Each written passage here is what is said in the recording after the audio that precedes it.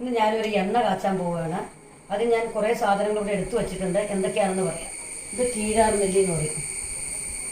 കീഴാർനെല്ലി. ഇപ്പം ഇത് കയ്യുണ്ണിയാണ്. അതിന് ഏറ്റവും അത്യാവശ്യം വേണ്ട സാധനം. ഇത് ഇത്തിരി കൂടുതലെടുത്താലും കുഴപ്പമില്ല. ഇത് പൂവാങ്കുറുന്നില.